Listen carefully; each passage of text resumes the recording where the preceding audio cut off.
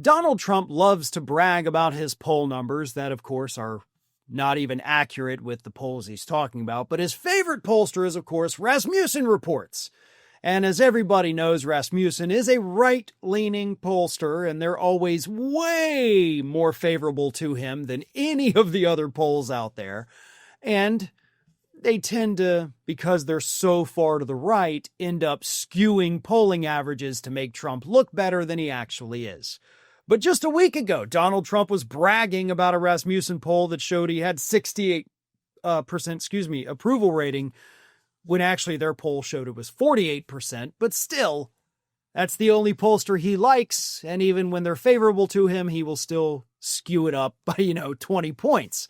But Rasmussen recently came out with a new poll that Donald Trump has been dead silent on. He hasn't mentioned it, he hasn't bragged about it, and it's because we have hit a point where even the most pro-Trump pollsters in the country, the only one he trusts, the only one he likes, can't hide the bad data anymore. Because according to this new poll from Rasmussen, 45% of Americans regret voting for Donald Trump. 45% of Americans believe that, the country would definitely be in much better shape had Kamala Harris won last year instead of Donald Trump. And yes, that does include people who voted for Donald Trump. They have buyer's remorse.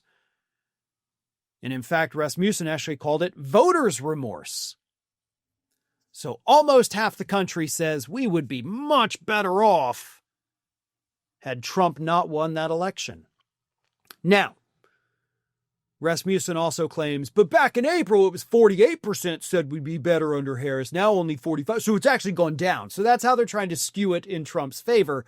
But let me point this out.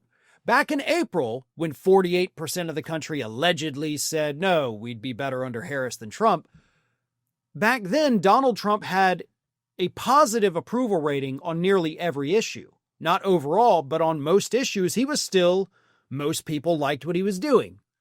Today, on the other hand, he doesn't have a positive approval rating on literally any issue.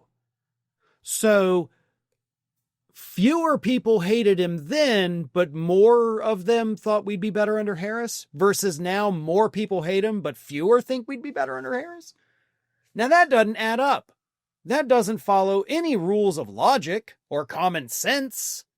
So no, I do not believe a single thing Rasmussen says. I think they're trying to kind of pad it a little bit for Trump. Like, well, it's actually gone down, even though more people hate you according to our own polls today. You're still doing better today than you were when more people liked you. That doesn't make any sense. Like, that's not a thing that's even statistically possible. But the voter's remorse thing, I do love, and I do think it is happening.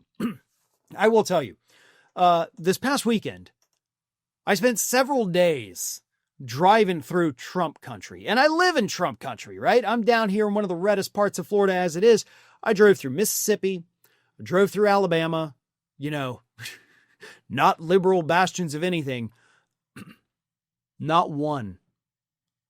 Literally not one Trump bumper sticker. And I'm talking 8-9 hours of driving. Not one Trump flag hanging out of any home. And we drove through many, many neighborhoods. Went to a massive sporting event with almost 90,000 people. Didn't see a MAGA flag, didn't see a MAGA hat, didn't see a MAGA shirt. Granted, it's a football game and you're wearing your team's gear. I get that. But we were also staying at a fully booked hotel with, hundreds of rooms. Nothing. Now, granted, that's anecdotal. I get it. But it also does tell us a lot.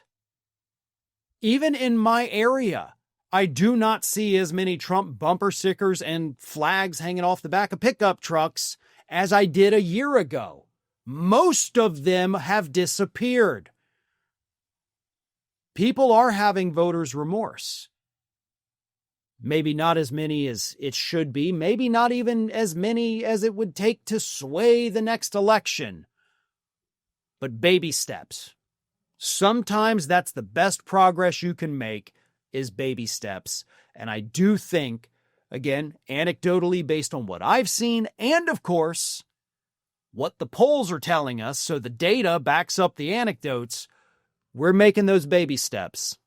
And that is a positive thing for the United States. Thanks for watching today, everybody. And don't forget, if you're not already, please do subscribe to this channel. We have fresh content going up every single day, and I would really hate for you to miss out on that. And speaking of missing out, if you're not following me across all other social media outlets, then get on it. You can follow the links in the description of this video.